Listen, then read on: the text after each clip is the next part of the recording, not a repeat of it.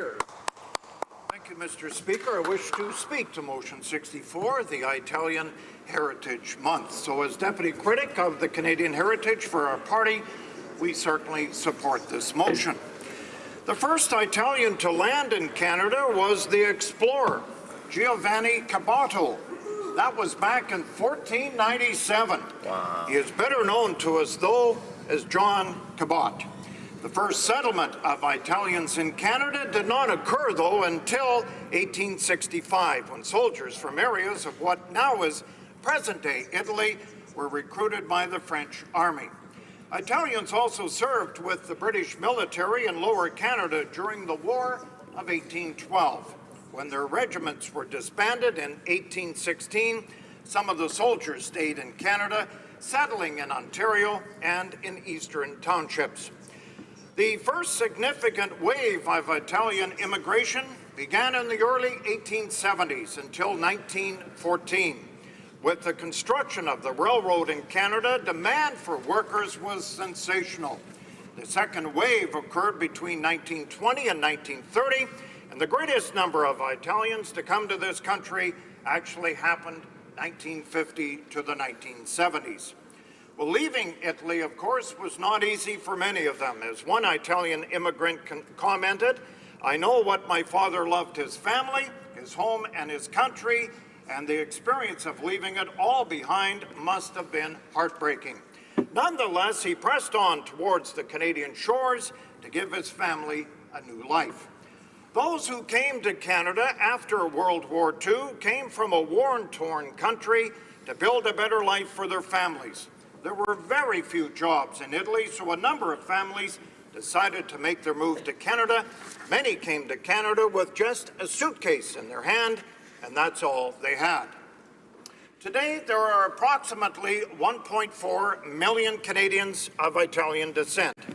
Of the 10,000 who live in Saskatchewan, the majority live in Saskatoon and Regina. And actually, about 3,000 make Saskatoon their home.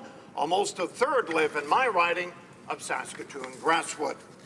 The Italian culture is rich in tradition. We all know that. When one of my Italian constituents was asked to describe what Italians are like, she replied, "We're very resilient, hardworking, and hospitable.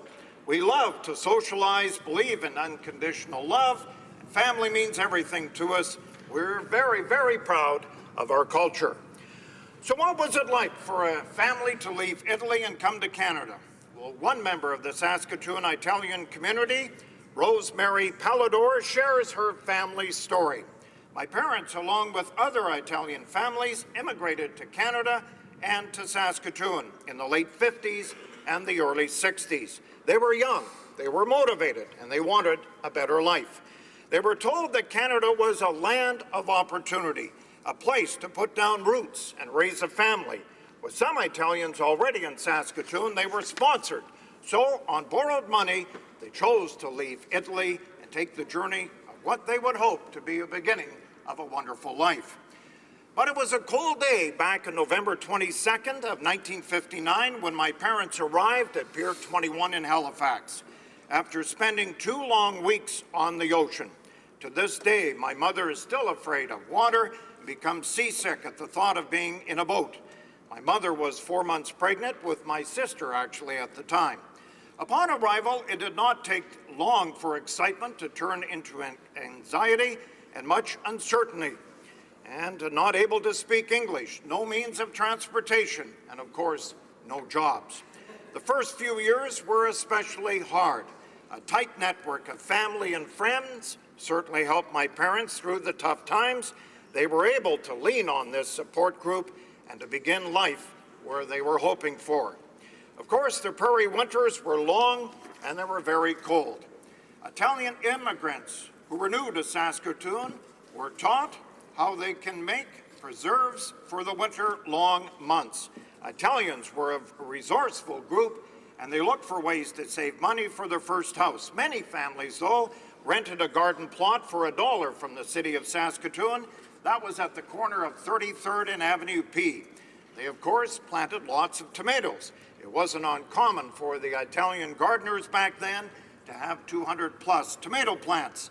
They made a lot of delicious tomato sauce and canned the sauce for the winter months. Many families purchased freezers that came in very handy throughout the year. So as time went on, there was an opportunity to learn English. Many Italians would go to once-a-week meetings at the Gathercole building in downtown Saskatoon to learn the English language. The majority of Italian immigrants worked in low-paying manual jobs as cleaners or construction workers. My father, like many of the men, had very little or no education, but they were very skilled tradesmen. Many were bricklayers, carpenters, stonemasons, and tile setters. In fact, my current home was built by Angie and Joe Iula of Valentino Homes in Saskatoon. It's the finest craftsmanship. We had it built by the Italian couple back in 1989. Everyone worked hard during the week, and everyone looked forward to the weekend, much as we do today. It was a time of getting together for playing cards, eating good food, and drinking homemade Italian wine. The old saying held true: work hard and certainly play hard. I'm very proud to say that many of my family members went on to become very successful entrepreneurs in the city of Saskatoon, my father included. I also grew up with many family traditions. Sundays, of course, were always family days. That began with Mass at St. Mary's Catholic Church, and then a pasta dinner shared with aunties, uncles, and cousins. Italians are a strong faith-based community. Christmas and Easter are two very important religious celebrations. Attending Mass at Christmas and Easter is the heart of these celebrations. Many Italians, and I don't have to tell you that, they love wine. Every September, the Italian men in my family would order copious amounts of grapes and crates from California.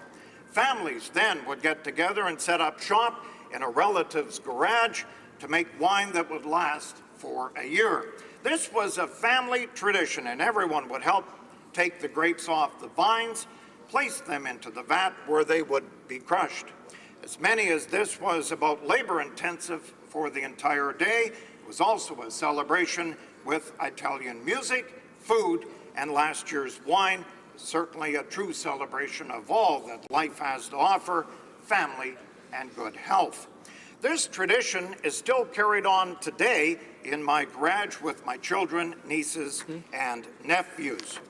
Italian culture, as you know, is rich in tradition.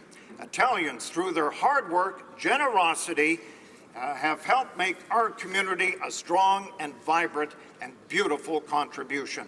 There are many famous Canadians of Italian descent. For an example, Guy Lombardo was born in London, Ontario, became the world-famous band leader. Michael Bublé is a singer, songwriter, actor, and a record producer. He was born in Burnaby, BC. He has won several awards, including 4 Grammys and multiple Junos. And of course, his Christmas albums have become a staple in many homes at the time of the year. And Megan Agosta played for the Canadian women's ice hockey team. She represented Canada in 2006, 2010, and 14 Winter Olympics. She won gold medals at all 3 and was named the most valuable player in the 2018 Games. She has also played at the Women's World Championships 3 times, capturing a gold medal and 2 silvers. There is no doubt that the Italians have contributed significantly to the prosperity and the fabric of this country, and that is why I support Motion 64 here today for a designated Italian Heritage Month. Before I leave, Mr. Speaker, I want to thank Rosemary Pallador, as well as many in Saskatoon, like Dominic Iula, for their contribution to this presentation. Francesca, as well as Francesca and Palawa Fortuno, and Reikina Frassetto, Anna Lawrence, and again, Dominic Iula. So thank you very much as we support Italian Heritage Month, Motion 64. Thank you, Mr. Speaker. Good job.